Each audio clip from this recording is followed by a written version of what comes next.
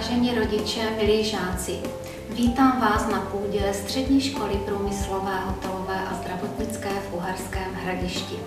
Současná epidemiologická situace v naší zemi nám nedovoluje se s vámi setkat tváří v tvář a proto bychom vám chtěli naši školu představit touto online formou.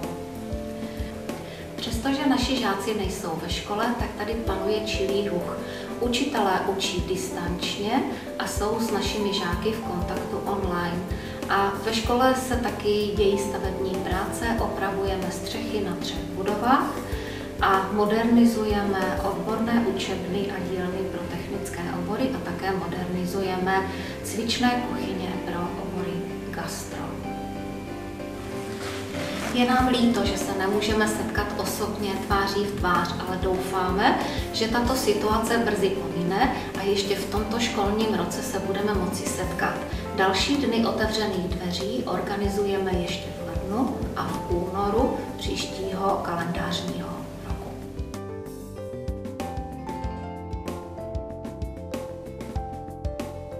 Na naší škole má výuka technických oborů dlouholetou tradici.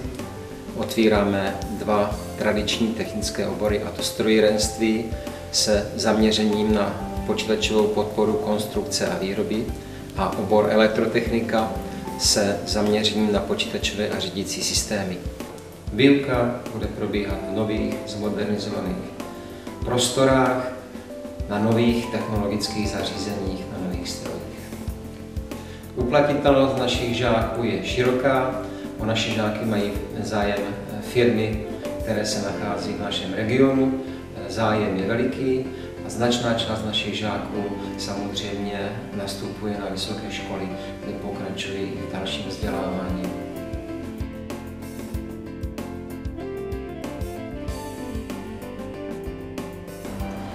Obor hotelnictví se zaměřením na hotelnictví a cestovní ruch je studijní 4letý obor ukončený maturitní zkouškou. Je určen pro žáky, kteří mají rádi cizí jazyky, rádi cestují, mají rádi gastronomii, rádi vaří, popřípadě rádi komunikují s cizími lidmi. Studovat u nás můžete anglický jazyk, španělský, německý a celkově se snažíme naši výuku hodně modernizovat a zatraktivnit. Organizujeme barmanské, baristické, someliérské a flérové kurzy. Spolupracujeme s barmany Zlín a s dalšími odborníky. Studenti mohou během studia vyjet na pracovní nebo studijní stáž do zahraničí. V současnosti nabízíme Kypr, Rhodos, Sardinii, Maďarsko, popřípadě Švýcarsko. Naši absolventi se mohou zapojit do pracovního poměru v gastronomii nebo v cestovním ruchu, mohou samostatně podnikat, popřípadě studovat nebo pracovat v zahraničí, anebo začít studovat na vysoké škole v České republice.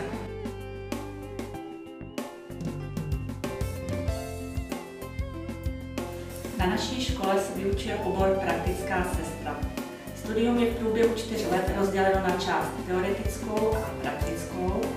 V 1. a 2. ročníku probíhá veškerá výuka ve škole, v odborných učebnách, kde se žáci postupně seznamují a nacvičují odborné výkony, které potom uplatní během praktického vyučování nemocnice. Ve 3. a ve 4.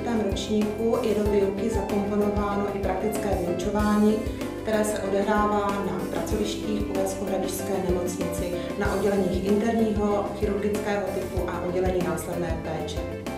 Uplatnitelnost našich absolventů je široká, jde o profesi praktické sestry, která je samostatným zdravotnickým pracovníkem a mohou žáci, absolventi pracovat na odděleních lůžkové i ambulantní péče a rovněž sociálních zařízeních.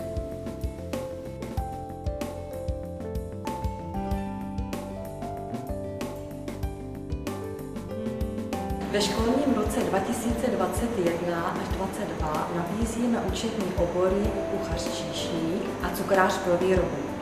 U učebního oboru kuchař-číšník si zájemci mohou vybrat ze 3 zaměření.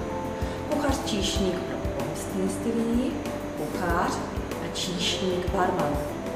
Učební obory jsou 3leté a jsou zakončeny výučním listem. Během studia se pravidelně po týdnu střídá teoretické a praktické vyučování v týdenních intervalech. Běžné předměty jsou rozšířeny o předměty odborné jako technologie, suroviny, stolničení, ekonomické předměty a 2 cizí jazyky. V rámci odborného výcviku žáci získávají své první profesní zkušenosti a dovednosti pod vedením učitelů odborného výcviku na moderně vybavených školních pracovištích. Od 2. ročníku jsou zařazeni na smluvní pracoviště.